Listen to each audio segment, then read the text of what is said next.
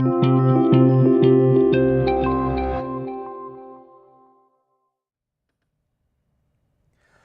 this video, we're going to be exploring loudspeaker interaction. In the book, we talk about comb filtering and how one of the ways comb filtering can happen is if you have two loudspeakers that are putting out the same sound and their coverage area overlaps such that the sound waves from the two loudspeakers interact with each other with an offset in time, and that can cause comb filtering. There are some strategies for dealing with this and minimizing it, and we're going to explore those in this video today. So I have two loudspeakers here that are identical, and I'll be using them to put out some pink noise and do some measurements. I have a measurement microphone and some analysis software here on the laptop. The software we're using is called SMART from Rational Acoustics. And we should be able to do some measurements here to see frequency response, phase response, things like that as we're trying to measure these loudspeakers. So the first thing we should do is just see what this loudspeaker can do. One of the things you're concerned about when you're choosing a loudspeaker is what is its coverage pattern? How wide does it disperse the sound? In this case, this loudspeaker has a horizontal coverage of 75 degrees. Now that doesn't mean that beyond 75 degrees there's no sound. It just means that beyond 75 degrees the sound has decayed more than 6 decibels. So 6 decibels is the 75 degree point. So when you get, 36.5 degrees in either direction, you will have dropped 6 decibels from on-axis level. And once you've gone more than 6 decibels, that's typically considered to be too much of a volume difference to be acceptable. When we are designing sound systems for audiences, we sort of like everyone to be hearing the same thing within about a 6 decibel range. So let's just measure the response of this single loudspeaker all by itself. I've got the second one turned off right now, and we'll just see how the coverage angles work out. If the specifications are correct, we should see the loudspeaker get 6 dB quieter somewhere a little bit beyond 35 degrees, which would be somewhere in this range. So let's fire up the analysis software, and I'll get the pink noise going. Now, one of the things to notice here, now that I've captured a little bit, is that our phase response is really horrible. So the phase response is up here, and it's really messy. Normally we'd like to see a smoother line than this. Down here at the bottom, the green line is frequency response, and the red line is coherence. And if coherence is good, the red line will be a straight line all the way at the top. And the concept of coherence is that the software is comparing two things. It's comparing the source pink noise that's being generated against what it's picking up off the microphone.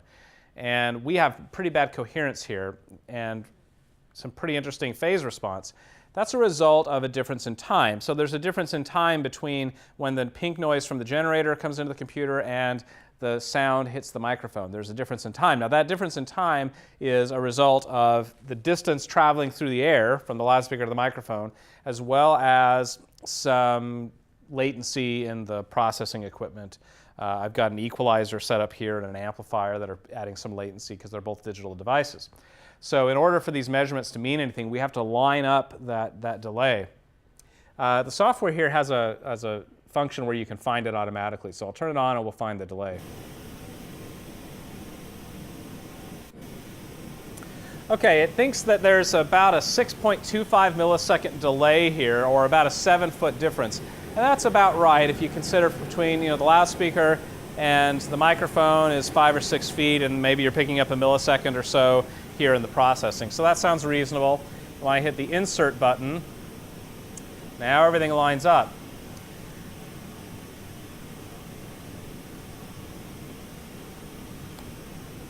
So I'm going to capture that as my on-axis response.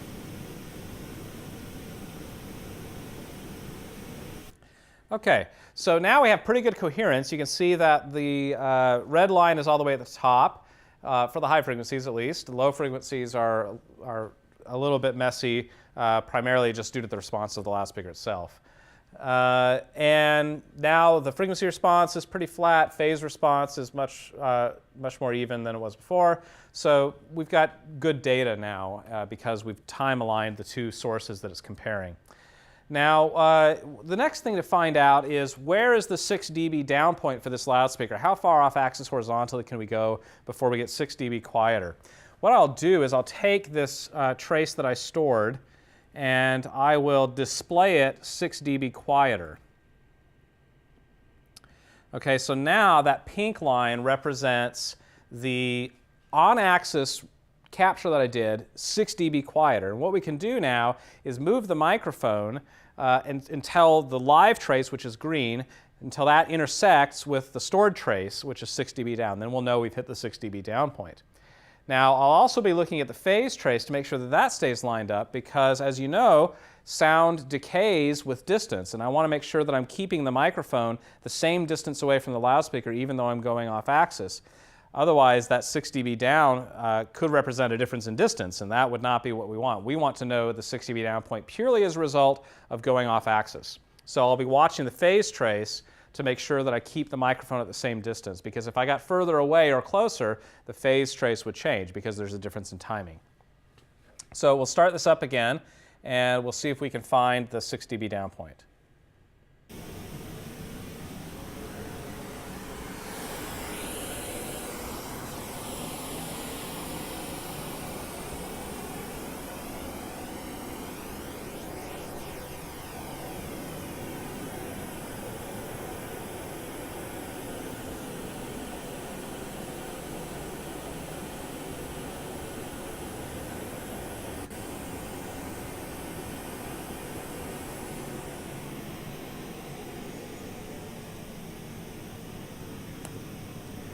All right, there it is. I'll store this as off-axis response.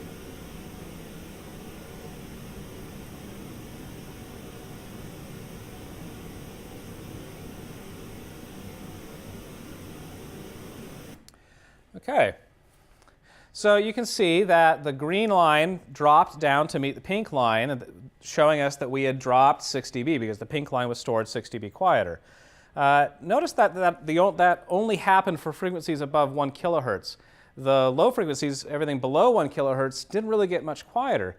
Now that's very common with loudspeakers of this size. Any loudspeaker is only going to be able to be directional for frequencies whose wavelengths are smaller than the physical size of the loudspeaker. Now, since this axis of the loudspeaker is only about 1 foot, this loudspeaker is only going to be directional for frequencies 1 kilohertz and higher, because 1 kilohertz has a wavelength of about 1 foot. And so anything lower frequency than 1 kilohertz, and the wavelength is physically larger than the loudspeaker itself, and therefore it cannot exercise any directivity over it. So what that means is as we go off axis, the high frequencies get quieter, but the low frequencies don't because there's no directionality. That's common, it's nothing to worry about. We'll talk about how to compensate for that a little bit later. So now that I have an actual trace stored for off-axis response, I can restore the level of my on-axis trace that I captured earlier. So I'm just going to restore this back to 0 dB. And now I have an on-axis response, we have an off-axis response, and now we can begin to line things up. So I'll notice that this is kind of the angle we ended up with. Well, if we had people sitting over here past the microphone, they would be hearing something much quieter than 6 dB. And if I wanted to be able to send sound to people sitting that far off, I would need more loudspeakers to get a wider coverage, or a single loudspeaker that can display wider. That's another option. In this case, I have a second loudspeaker, and so perhaps we could put them together and create a single source that covered wider. So let's try and do that. I'll move the mic back to our on-axis point.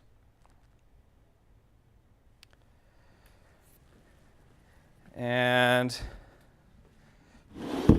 let's just put both loudspeakers together, and we'll splay them apart a little bit and see if we can get a bit wider coverage. Now what I'm going to do is I'll need to remeasure my delay here just to make sure that the timing is right. And let me turn off the off-axis response for now. And let's just see what we can measure. What I'll do is I'll measure my delay, and then I'll turn on a delay tracker so it'll keep track of the timing changes as I move the mic, just so we can see what happens with the frequency response. What we're going to see is some comb filtering because these two loudspeakers are going to be interacting with each other. So I'll turn the second one on, and now they'll both be going, and we'll see what happens. All right, I'll find the delay first.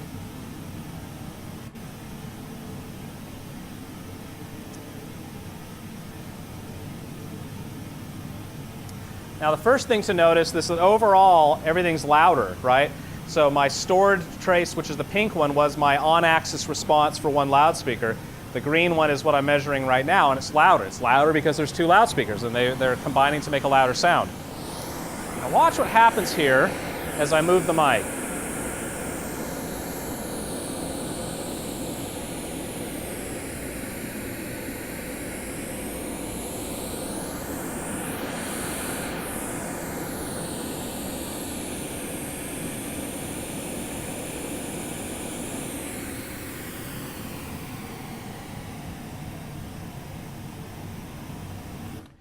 Now, hopefully you heard that, and you can also see it here on the analysis machine, that we have some comb filtering happening. So we have some frequencies are canceling out. Why is that?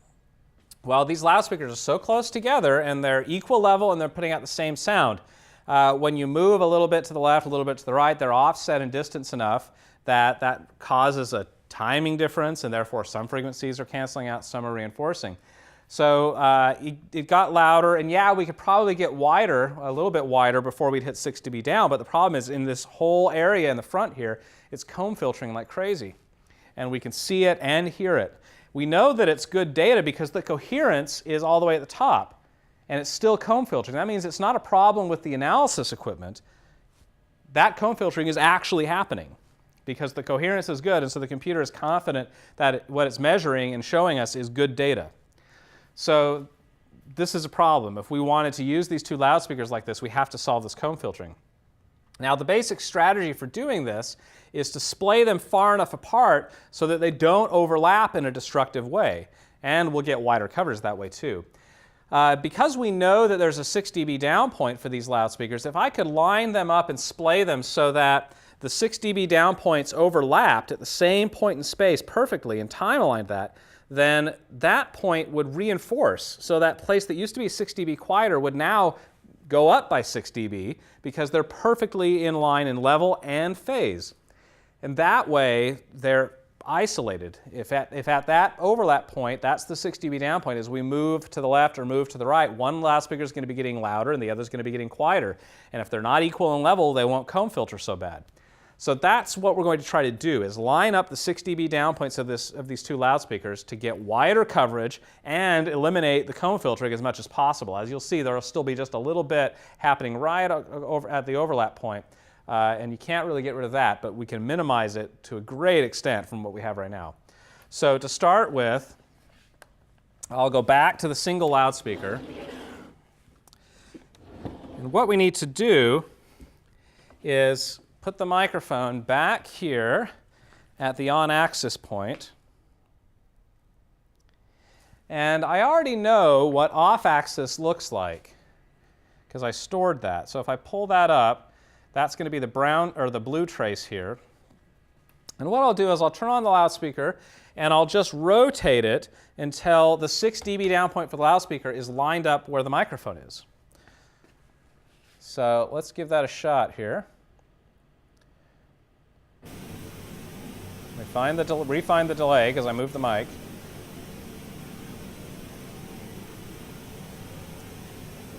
All right, here we go.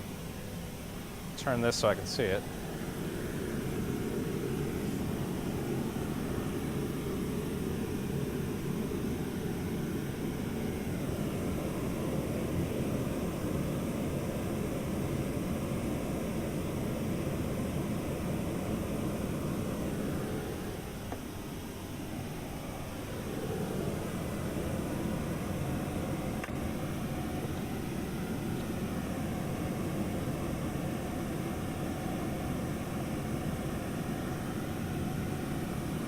Okay, that's pretty close. If you're looking at the computer screen, you can see that my live trace is now lined up with my stored trace, which means that I've now found the 6 dB down point. The 6 dB down point for the loudspeaker is now lined up with the microphone.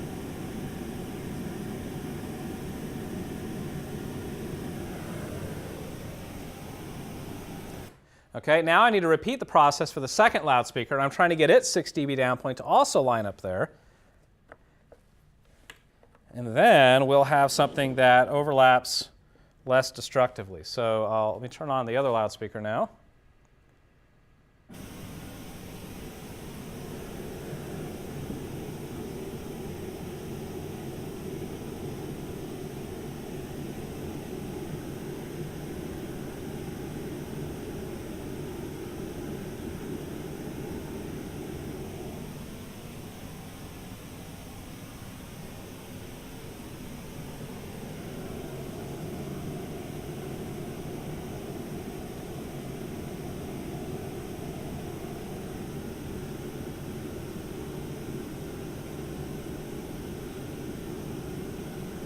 Okay, there we go.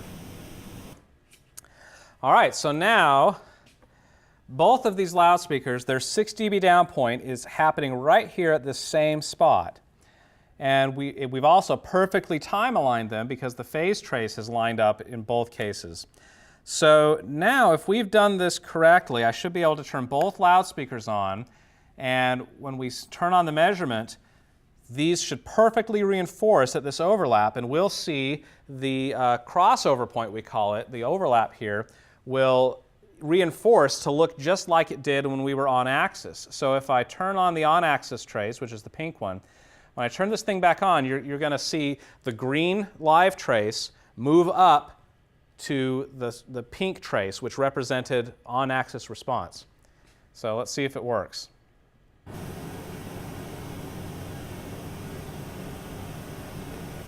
Okay, so what's happening here is these two loudspeakers at the point where we're measuring are perfectly lined up at a 6 dB down point and perfectly time aligned. So they're perfectly reinforcing a full 6 dB, such that what used to be an off-axis response is now behaving like an on-axis response. In other words, these two loudspeakers are now behaving like one loudspeaker. They're working constructively together instead of destructively. One thing you'll notice is that the low frequencies are louder now because they're summing together too. Again, these are acting now as one. The low frequencies are not directional, and so they're not overlapping at a 6 dB down point. They're overlapping at unity, but consequently they're getting 6 dB louder than they were for a single loudspeaker. This is common. This is not a problem. And in fact, some people kind of like that sound of the extra low frequency. If you don't like that, you can easily fix it with an equalizer. So let's do that now. I have an equalizer in line here, and I have a trace here where I can measure the frequency response of the equalizer, and that's going to be the solid blue line across the top here. So let me turn on the measurement, and I'm going to adjust this equalizer. I'm going to do a low shelf and bring it down enough dB to get the low frequency response back down to what was the on-axis response for one loudspeaker.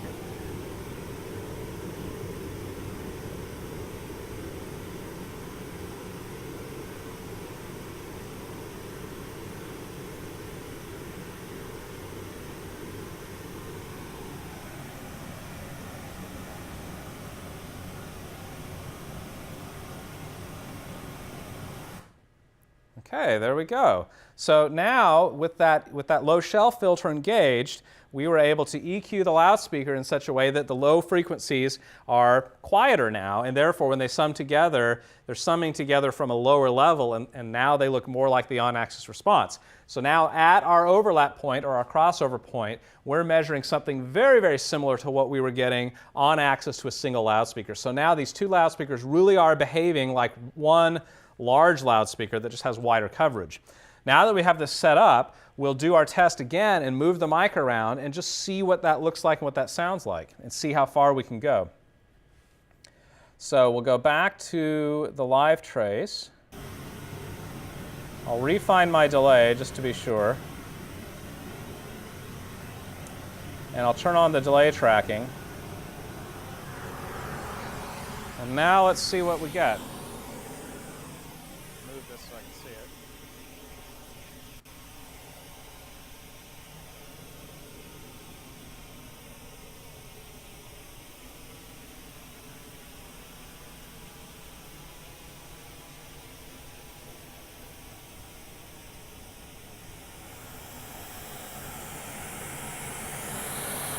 All right, there. So I'm not hitting 6 dB down until I'm this far now, off the screen completely. Now, if I come back, you'll hear the little bit of comb filtering that remains. There it drops a little bit. Comes back. Drops again, and now it's back. But that's really minimal compared to what we had before.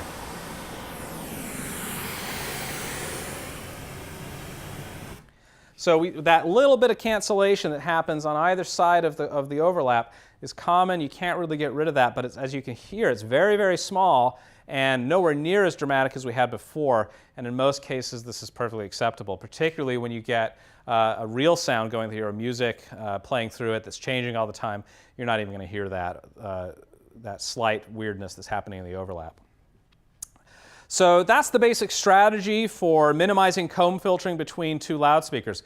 You can take the same concept and blow it up to several loudspeakers. You could have a couple in a pair like this, and then you could have some off further away in the room, and you could time align them and level align them at a 6 dB down point and get them to reinforce well. You can make arrays horizontally and vertically, all using the same concept. Again, the software is called SMART from Rational Acoustics. It's one of several options out there for this type of sound analysis. I encourage you to get some of these tools and start practicing these techniques, and you can learn a lot about comb filtering and loudspeaker interaction and improve the sound of your sound systems. Thanks.